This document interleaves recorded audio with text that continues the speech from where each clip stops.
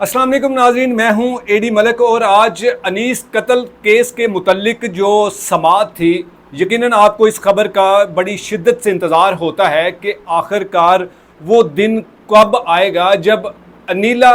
Jail की सलाखों के पीछे होगी, जब अनीला को पुलिस गिरफ्तार करके हवालात में बंद करेगी और फिर उसकी सख्त तफ्तीश करेगी कि उसने अपनी सास को, उसने अपनी फुफो सास को किस तरह से कत्ल करवाया। यकीनन इस खबर का आपको बड़ी बेताबी से इंतज़ार है। आज वो दिन था जिसके बारे में आपको ये यकीन था कि आज शायद अनीला की ज़मानत खारिज हो जाएगी और पुलिस अनीला को गिरफ्तार करके हवालात में बंद कर देगी, लेकिन बदकिस्मती से आज फिर एक बार अनीला को ज़मानत मिल गई। अनीला को क्यों बार बार ज़मानत दी जा रही है, इसके मुतल्लिक बड़ी वाज़िया वीडियो मैंने आपको पिछली जो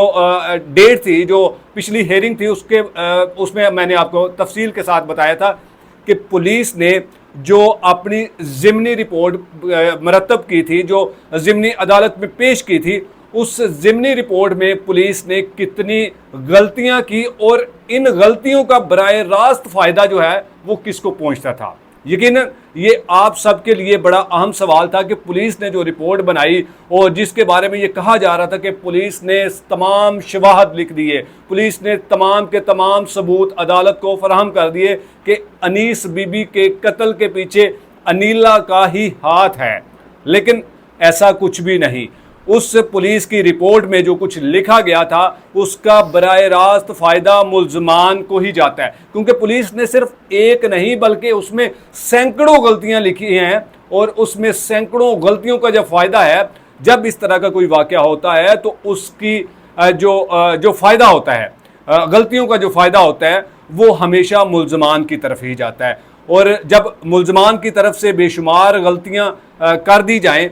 और फिर उसके बाद आप ये सवाल करें कि जी हमें इंसाफ नहीं मिल रहा या फिर हमें इंसाफ कब मिलेगा, तो यकीनन ये पुलिस की रिपोर्ट का जो फ़ायदा है वो मुल्ज़मान की तरफ जाता है। लेकिन आज की होने वाली समाअत में क्या कुछ हुआ, आज अनीला को किस बेस पर मज़ीद 10 दिन की ज़मानत क्यों दी गई, ये सारा कुछ आज इस वीडियो में आपके साथ शेयर करूंगा और साथ ही साथ मैं आपको एक और बड़ी खबर के साथ आगाह करूंगा कि जो मकतूला अनीस बीबी का जो पहला शोहर जुल्फ़कार अली था, उसको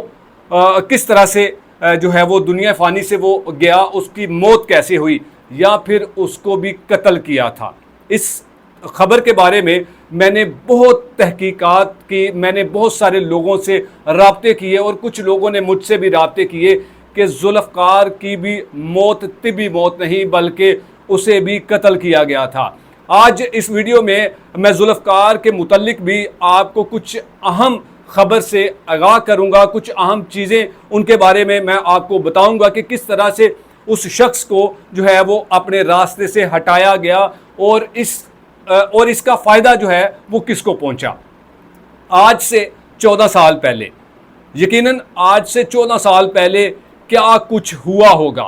किस तरह से मकतूल और मरहूम जुल्फ़कार को बेदर्दी से कत्ल करवाया। ये मैं नहीं कह रहा, ये मौत का वो सर्टिफिकेट चीख चीख कर बता रहा है कि मुझे इंसाफ चाहिए। ये जिम्मेदारी दोबारा से नुमान पर आ पड़ती है, क्योंकि नुमान सिर्फ अपनी माँ के कातलों को ही सज़ा नहीं बल्कि उसे चाहिए कि वो अपने बाप के कातलों को भी जो है वो सज़ा दिलवा सके। क्योंकि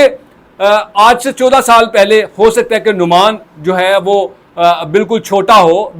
ना समझ हो, उसे ये अंदाज़ा ना हुआ हो कि उसके बाप के साथ क्या कुछ हुआ है। लेकिन ये मेरे लिए भी बड़ी हैरानकुन खबर थी कि जब मैं इस मौत के सर्टिफिकेट को पढ़ता हूँ और उसमें जब मैं देखता हूँ कि उसमें बड़ा वाज़िया लिखा है कि इनकी जुल्फ़कार की जो मौत है वो कहाँ पर हुई है, क्या वो हादसाती मौत थी या वो तिबी मौत थी, या फिर जिस जगह पर उनकी मौत हुई वहाँ वो कैसे पहुँच गए। यकीनन जब आप इस खबर के बारे में सुनेंगे और फिर उसके बाद आपका ये मुतालबा होगा कि सिर्फ अनीस बीबी को ही नहीं बल्कि अनीस बीबी के पहले शोहर जुल्फ़कार को भी इंसाफ देना होगा, उसके कातलों को भी कानून की गिरफ्त में लाना होगा। तो यकीनन आप इस खबर के खबर को सुनते ही जो है वो आपका ये मुतालबा जो है वो सर उठाएगा और आप ये मुतालबा करेंगे कि हमें अनीस बीबी के साथ साथ हमें अनीस बीबी के पहले शोहर जिसको 14 साल पहले प्लानिंग के जरिए ये अनीस बीबी को भी कत्ल, हमने तो आपको बड़ा वाजिया बताया कि इसके पीछे भी प्लानर मौजूद है और अब भी वो प्लानर क्या कुछ कर रहा है। इसी तरह से 14 साल पहले अनीस बीबी के पहले शोहर मकतूल मरहूम जुल्फकार को किस तरह से रास्ते से हटाया गया। इस मौत के सर्टिफिकेट में लिखा गया है वाजिया कि जो मरहूम जुल्फकार की मौत है वो कहाँ पर हुई है। इसमें जो लिखा गया है कि मरहूम जुल्फकार की मौत जेल में हुई है। तो जेल तक का जो प्रोसीजर होता है उसमें यकीनन आपको या तो मुल्ज़म बनना पड़ता है या फिर मुजरम होना पड़ता है। फिर उसके बाद एक अदालती प्रोसीजर होता है और अदालती प्रोसीजर से पहले आपके खिलाफ जो है वो एक संगीन किस्म का मुकदमा दर्ज किया जाता है।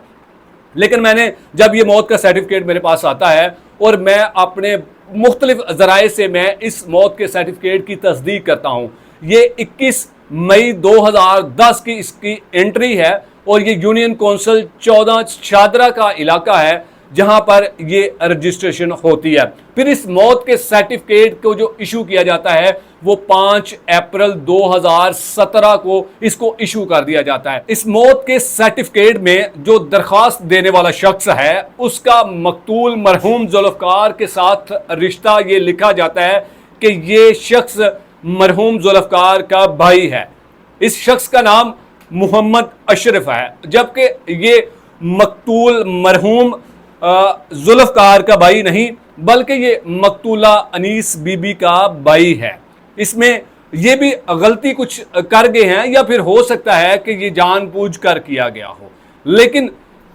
मरहूम जुल्फकार के लवाहकीन का कहना है कि उनके साथ इंतहाई दर्दनाक किस्म की उन्हें मौत दी गई थी और उन्हें इस हद तक पहुंचाने वाले उस बल्कि कोई गैर नहीं उसके अपने ही थे। वो अपने कौन हो सकते हैं, आपको ये सोचना होगा। यकीनन आपके दिमाग में एक सवाल बार बार जो है वो जन्म ले रहा होगा कि मरहूम जुल्फकार को अपने रास्ते से हटाने वाले को फ़ायदा किसको पहुंचा होगा या वो कौन शख्स था जिसको ये फ़ायदा मिला होगा। यकीनन आप इस सवाल के बारे में यकीनन आपका जो दिमाग है और उसमें बार बार आपको एक ही सवाल का जवाब मिल रहा होगा कि वो शख्स कौन है।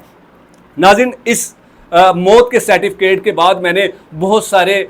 इनसे जो रिलेटेड लोग थे उनके साथ मैंने रब्ता किया और उनकी जो कहानी है मैं आपको एक्सप्लेन नहीं कर सकता, क्योंकि अगर मैं इसी वीडियो में मरहूम जुल्फकार की मौत की वो तमाम कहानी वो पहले दिन से लेकर आज के दिन तक की जो कहानी है वो बहुत लंबी वीडियो हो जाएगी। उसके मुतल्लिक मैं मज़ीद एक वीडियो स्पेशल से बनाऊंगा जिसमें मैं आपको बताऊंगा कि वो कौन सा इलाका था जहां मरहूम जुल्फकार को ले जाया गया, वहां पर उन पर कौन सा इल्ज़ाम लगाया गया और किस थाने में,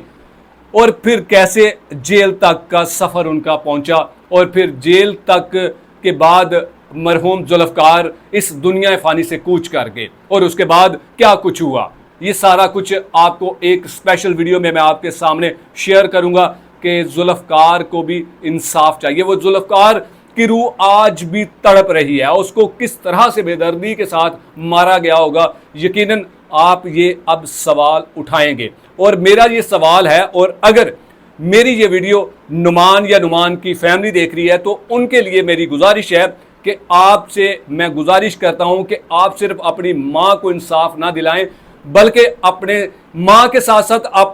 अपने बाप के जो कातिल हैं उनको भी सजा दिलाने के लिए हम आपका बाजू बनेंगे, हम आपके लिए फाइट करेंगे, हम उन पहलुओं को सामने लेकर आएंगे जो अब तक पोशीदा हैं, जिन लोगों ने जुल्फकार की मौत का फ़ायदा उठाया। तो नाज़रीन, ये तो अब तक की बड़ी खबर थी जो यकीनन आप तक पहुंचाना ज़रूरी था। और अब आपको बताते हैं कि अनीला को ज़मानत कैसे मिली। आज एक बार फिर अदालत में समाअत लगी। कटहरे में खड़ी अनीला अपनी गोद में छोटी सी मासूम सी कली को उठाए जज की तरफ से जो उम्मीद की निगाहें लिए वो देख रही थी कि मुझे शायद आज फिर इंसाफ मिल जाए। लेकिन कटहरे में खड़ी वो नौमलूद बच्ची को अपनी गोद में उठाए अनीला को देखते हुए जज ने एक बार फिर 10 यौम की उन्हें जमानत दे दी और साथ ही साथ उन्हें यह भी कहा कि ये आपकी आखिरी जमानत होगी, इसके बाद हो सकता है कि आपकी जमानत खारिज करना पड़े।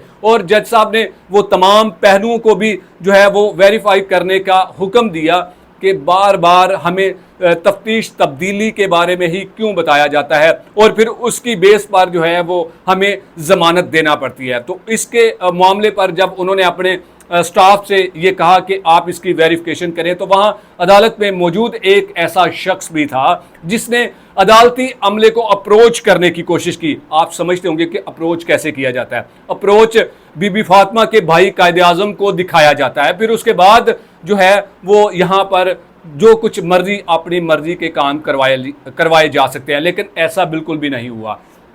अब वो शख्स जिसका ये काम है कि उन्होंने इंसाफ को किस तरह से खरीदना है और शवाहद को किस तरह से मिटाना है, आखिरकार उन्हें एक बार फिर जो है वो मायूसी का सामना करना पड़ा और अनीला को 10 यौम की मजीद जो है वो बेल मिल गई, जमानत मिल गई। और अब इसकी अगली समाअत जो है वो 4 जुलाई को होगी। 4 जुलाई को देखेंगे कि अदालत क्या फैसला करती है, क्या अनीला की गिरफ्तारी के ऑर्डर जारी करती है या फिर अनीला की जमानत कंफर्म करके अनीला को बड़ा रिलीफ मिल जाता है। इसके साथ ही अगली वीडियो में आपके साथ दोबारा मुलाकात करेंगे और आपको बताएंगे कि जुल्फकार कत्ल केस के मुतल्लिक या फिर जुल्फकार को जेल किस वजह से पहुंचाया गया और उनकी मौत कौन सी जेल में हुई। अगली वीडियो में ज़रूर आपके साथ वो तमाम हकायक रखूंगा जिसका आपको शिद्दत इंतज़ार होगा। तब तक के लिए अल्लाह निगहबान।